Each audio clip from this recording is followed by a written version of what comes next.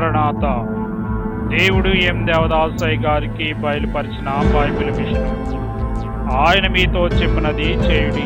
యోహాను 2:5. ఆత్మీయ స్వస్థత. గ్రంథకర్త ఫాదర్ దేవదాసు అయ్య గారు. దేవదాసు అయ్య గారు తెలియజేసిన ప్రకృతి చక్రము, పెండ్లి కుమార్తె విసనకర్ర, సంపూర్ణ ప్రేమ పథకము, బ్రతుకు యొక్క జీవనము. ప్రకృతి చక్రము,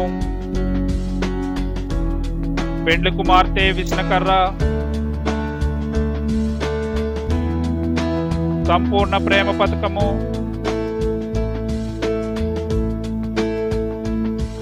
మన బ్రతుకు యొక్క జీవనము. పెండ్లి కుమార్తె విసనకర్ర వివరము: విజ్ఞానము, విన్నపము, విశ్వాసము, విధేయత. విజ్ఞానము, రాకడను గూర్చిన సంగతులన్నీ పూర్తిగా తెలుసుకొనుట. విన్నపము, ప్రార్థించవలసిన ప్రార్థనలన్నీ ప్రార్థించి వేయుట.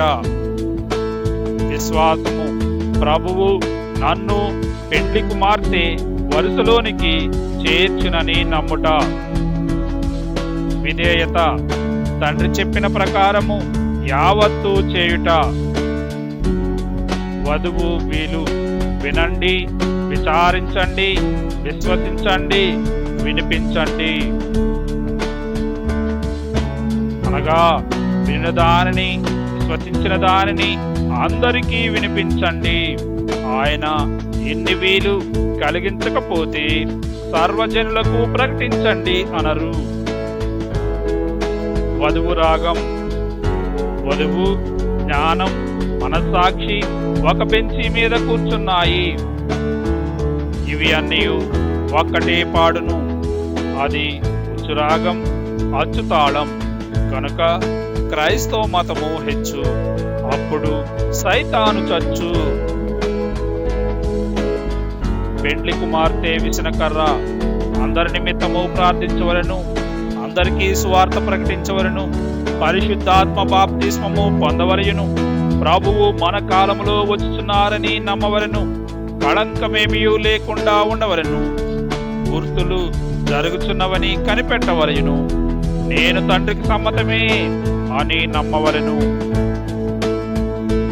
పెండ్లి కుమార్తె విసనకర్ర మొదటి ప్రేమ. జ్ఞానము, విన్నపము, ప్రేమ కిరీటము, విశ్వాసము, విధేయత. సంపూర్ణ ప్రేమ పథకము.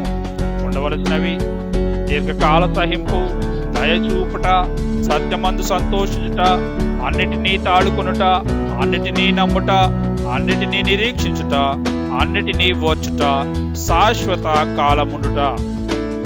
ఉండకూడనివి: మత్సరపడుట, డంబముగా ప్రవర్తించుట, ఉప్పొంగుట, అమర్యాదగా నడుచుట, స్వప్రయోజనము కోరుట, త్వరగా కోపపడుట, అపకారమును మనస్సున ఉంచుకొనుట, దుర్నీతిని చూచి సంతోషించుట.